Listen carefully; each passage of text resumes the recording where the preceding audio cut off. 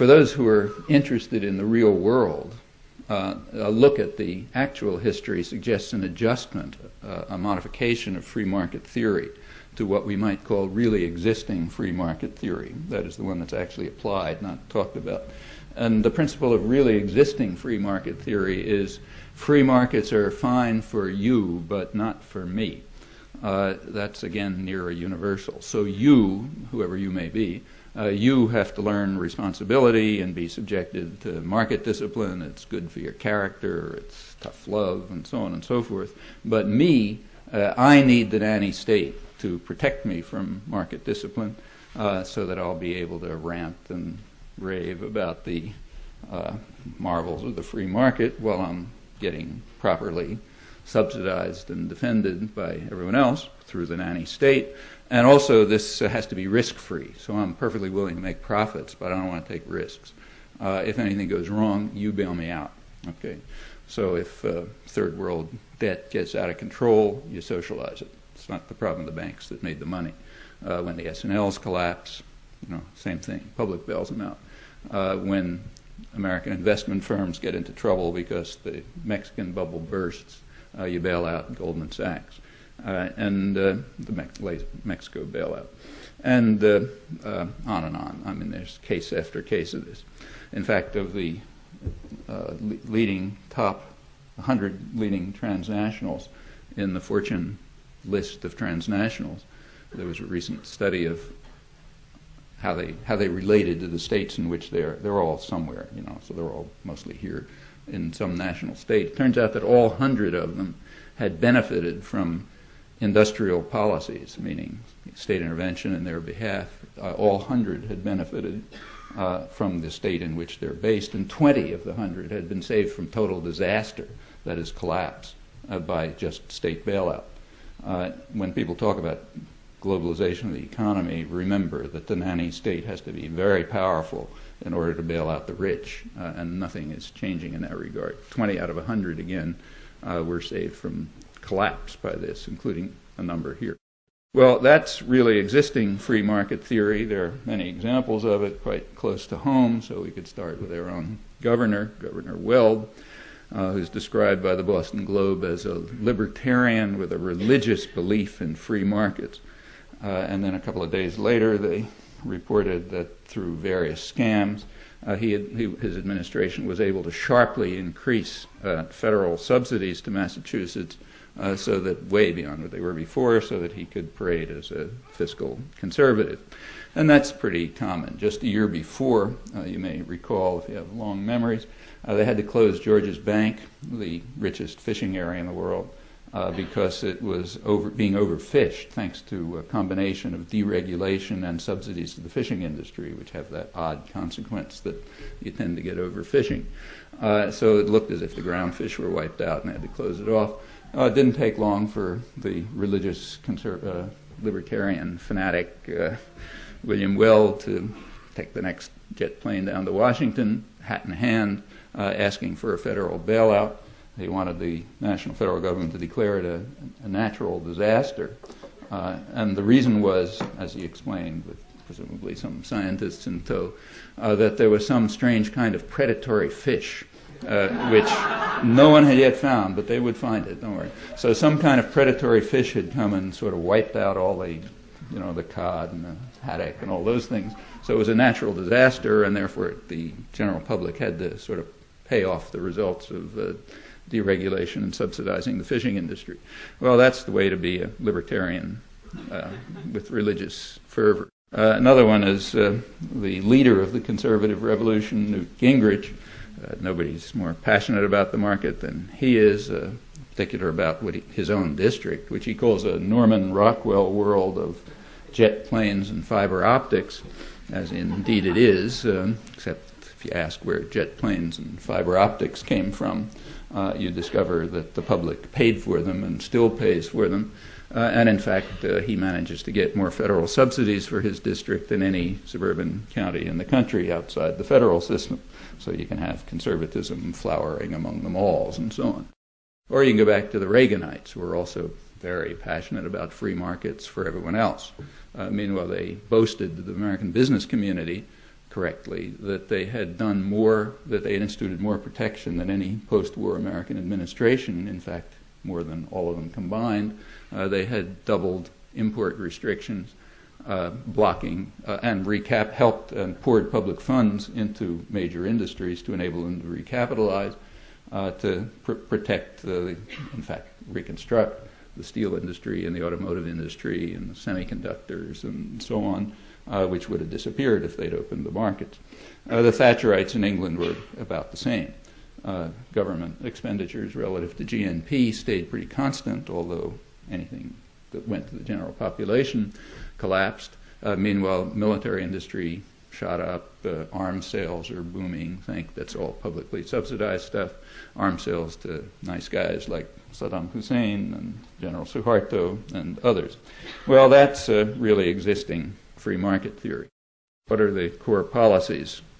Well, the Washington Consensus, which is basically designed for the third world to make it that way and keep it that way, it's now being applied not just to the third world countries, but to the rich industrial societies, with the United States and Britain in the lead. However, it's with a twist. Since it's being applied at home, this is really existing free market theory that's being applied at home, meaning nuanced. So powerful government to protect the rich, and market discipline and tough love for everyone else. And you see that very clearly. Go through the various elements of the Washington Consensus. The first one is about reducing government. Well, that's false. We're not reducing government. We're shifting it around. So social spending is indeed way down since the 1970s, when this stuff started. Accelerated after 1980, but it was starting in the mid-70s. The kind of a benchmark example is AFDC, the main support system. That was cut virtually in half from about 1970 to 1990, with obvious effects on poor families and children and so on. It was part of a general war against women and children that was conducted by the conservatives under the name of family values. It's interesting that they were able to get away with that. That tells you something about the intellectual culture.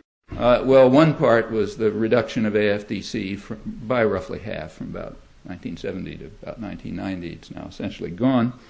Purpose of that, as you know, is so that 7 million, a couple of million, I think 5 or 6 million kids, average 7 years old, can learn responsibility. That's part of tough love. Meanwhile, another part of the government has been very stable and, in fact, is going up, namely the Pentagon system, which remains at approximately Cold War levels. In fact, it's higher now than it was under Nixon, although the big enemy has disappeared, which tells you exactly how much, tells a rational person at least, exactly how much they were worried about the Russian threat. Not only does it remain at Cold War levels, but it's going up under the initiative of the fiscal conservatives. The Heritage Foundation, which, sort of the right-wing foundation that designs the budget for the Gingrich Army, are calling for an increase in the Pentagon system, as is Gingrich, as indeed was Clinton. So that goes up. And I should say that cutting of social spending is being cut very sharply, very much over public opposition. At the time of the 1994 congressional election, the big landslide, over 60% of the public wanted social spending to increase. Okay, went very sharply down. What about Pentagon spending going up? Well, this public is 6-to-1 opposed to that, which gives you one aspect of a big picture about what's happening to American democracy. I mean, somewhat of a change, not a huge change. So one part of the system is going up, Pentagon spending. Another part's going down, social spending. And the same is true in other domains. Like, for example, legal aid for the poor is being slashed and virtually destroyed. On the other hand, the security system, the government security system, state and federal, that's going up. So prisons are going way up. The prison population, crime hasn't changed for about 20 years. But incidentally, U.S. crime rates are not off the spectrum, contrary to what a lot of people believe. Crime rates are sort of toward the high end of the industrial world, but not off the spectrum, with one exception, namely murder with guns. But that's a special feature of American society, which doesn't have to do with crime rates. Apart from that, crime rates are kind of toward the high end, not going up. The prison population tripled during the Reagan years, is going up even faster now. And I think the reason is another aspect of the third world model, namely the superfluous population. There is a big superfluous population. They don't contribute to wealth protection. Well, we're civilized folks. We're not like the people we fund in Colombia who go out and murder them, so we throw them into jail. And that's going way up in even more. And there's also a kind of like a side benefit to this. The putting more and more people in jail, and in fact under harsher and harsher conditions, is a technique of social control for everybody else. I mean, if you're, someday down the road you decide to run a dictatorship and you want to really harm people, it's kind of like Hitler Germany or something. You know that you're going to carry out policies that are going to cause people a lot of harm. You got to control them somehow, and there aren't many ways to do it. Everyone hits on the same ways. What you do is engender fear and hatred, and make them hate the guy who looks a little different or whatever it may be. And then you punish those bad guys because they're really awful, and you punish them really hard and so on, and that makes people even more frightened. You can just see that happening right around you. And building up the perception of crime. Crime has what they call in literary theory a subtext. You're supposed to understand criminal has the little word black in front of it, just like welfare mother, black, rich black. Welfare mother, and criminal means that black guy is coming after you. So what you want to do is this has the dual effect of getting rid of a superfluous population, basically unskilled workers, close race class correlation, and also demonizing them, so everybody else is scared and frightened, and they'll be willing to accept what's happening to them too, and not look at where the source is. So that part of the drug wars, basically, for this has almost nothing to do with drugs, but it has plenty to do with criminalizing an unwanted population and scaring everybody else. And so does the harshening of prison conditions, which is really, the United States is off the map on this one, in violation of international conventions, constantly condemned in human rights forums, and getting much worse. The reinstitution of chain gangs was, of course, bitterly condemned, but that's that bad South. Alabama. Well, it's now in Illinois. The state Senate of Illinois last week or two ago legislated chain gangs, not for violent criminals, incidentally, for people who are found with drugs or robbed a store or something like that.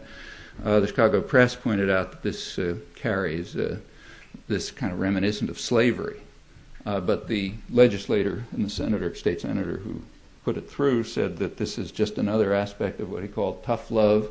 And then he explained that some people work better under humiliation. So it's really good to restore elements of slavery. And again, the subtext is everybody else gets scared. If those guys have to walk around like slaves in chains, we must be in real danger. So therefore, we'll accept what's happening to us. That's the logic. So prisons are going up, and that has a lot of side benefits.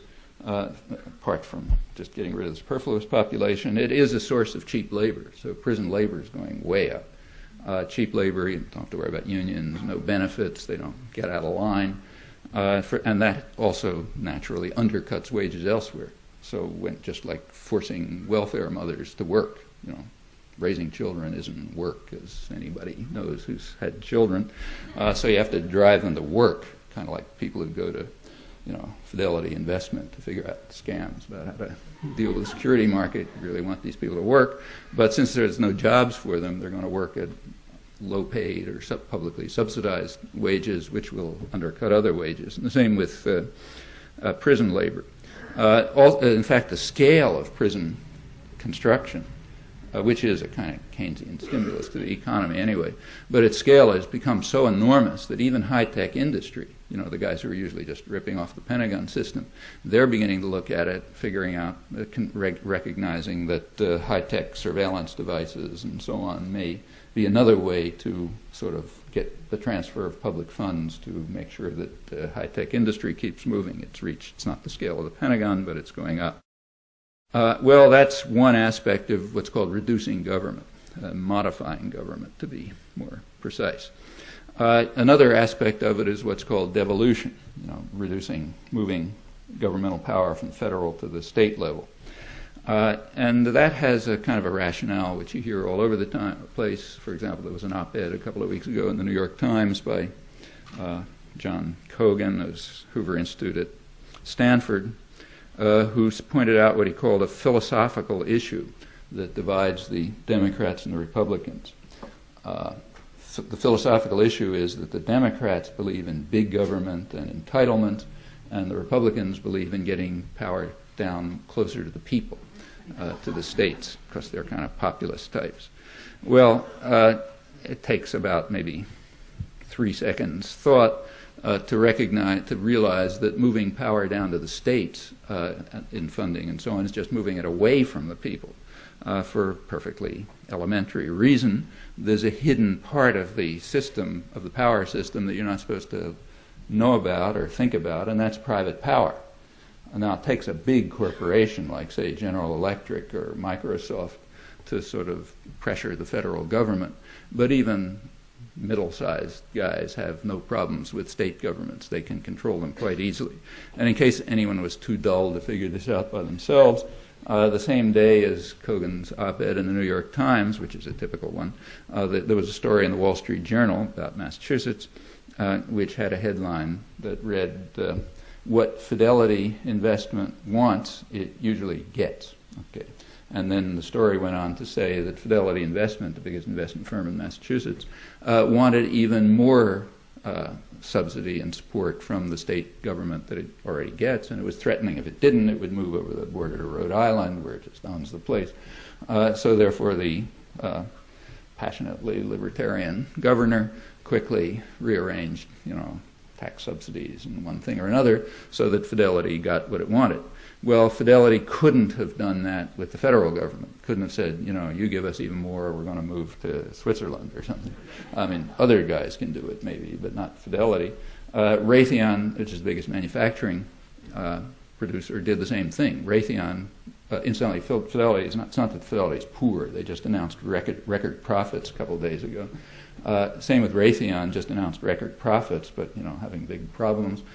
So they wanted even a bigger tax subsidy and direct subsidy and tax write-offs, which just means transfer of taxes from the state of Massachusetts. And they threatened if they didn't get them, they were going to go to Tennessee. So of course they got them. The legislature passed a special law giving what they call defense industry special extra subsidies.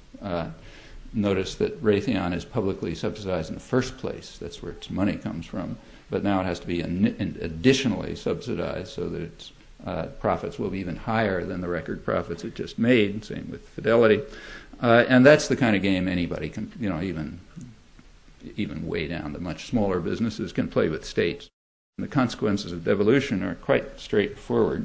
It means that any funding that goes to, say, block grants that go to the states, you can be reasonably confident that they'll end up in the deep pockets of rich people, not in the hands of hungry children or poor mothers or anything like that. That's how you get power down to the people. Okay, that's devolution. In fact, quite generally, when you look at it, what's called government cutting is more or less cost transfer. It's almost never reduction. Sometimes it's increase. So let's take take health reform. Reform is a word you always ought to watch out for. Like when Mao started the Cultural Revolution, it wasn't called a reform. Reform is a change that you're supposed to like. Okay, and watch. So as soon as you hear the word reform, you kind of reach for your wallet and see who's lifting it. Anyhow, there are things called health reforms, and the health reforms are supposed to, cut government costs. Well, they do cut one kind of cost, but of course they raise another kind of cost.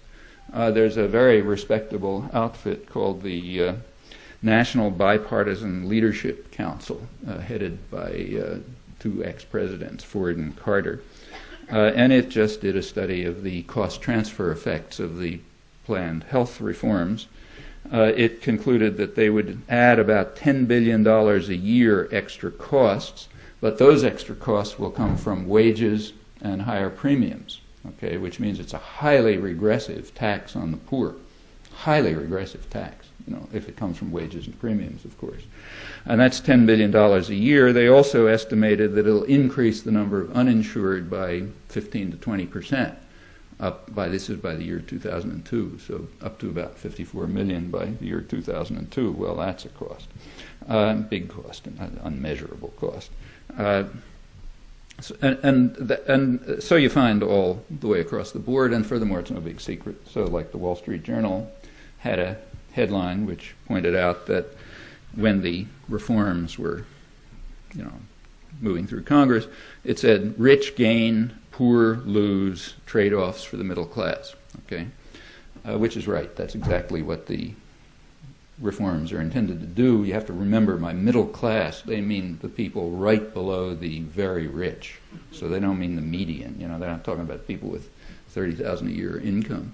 They mean so what it really means is great for the rich, super rich, trade-offs for the near rich, tough business, tough love for everybody else, which is most everyone. When you close public hospitals and that sort of thing, you know exactly who's going to suffer. Well, let's go to what are called, take say New York, which has a conservative governor and a conservative mayor.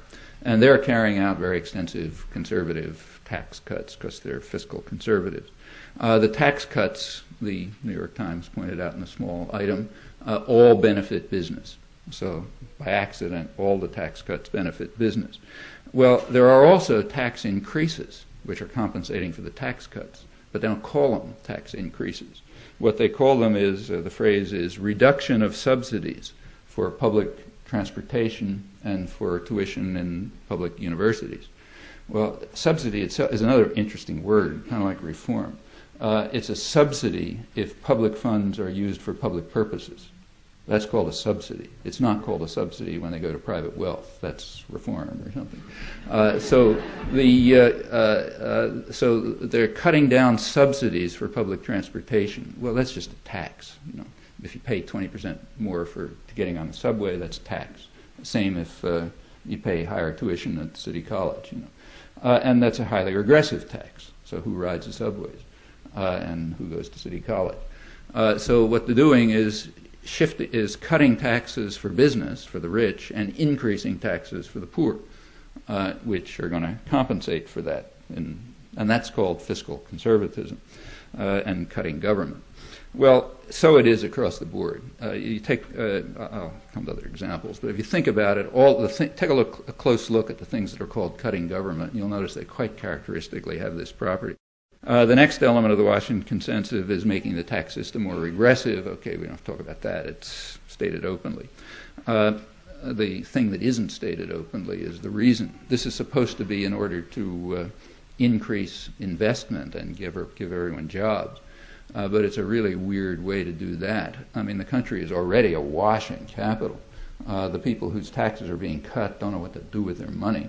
If you want to increase growth, there's another approach that might be used, stimulate weak demand by progressive taxes. That is, put more money into the hands of people who can spend it.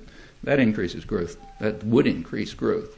But that's not the right way to do it. The right way to do it is by cutting financial gains so that you can have more speculation against currencies. So that's the second part, make the tax system more regressive. What about deregulation?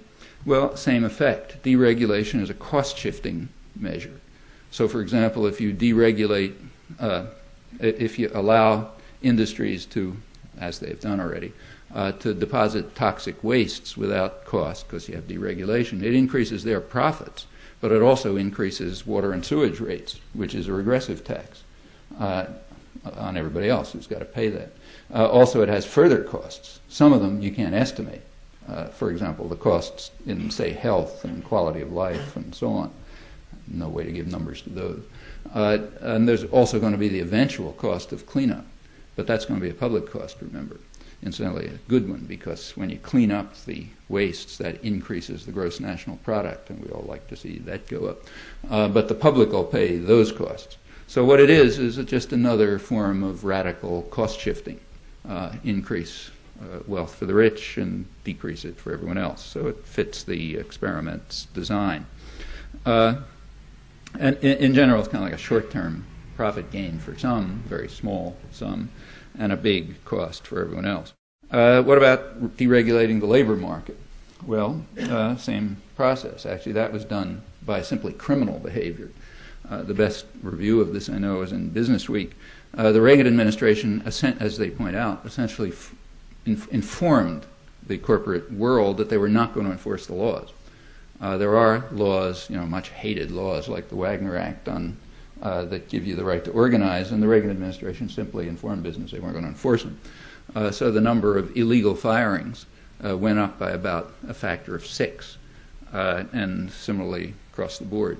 They also informed business they were not going to enforce the OSHA regulations, health and safety regulations.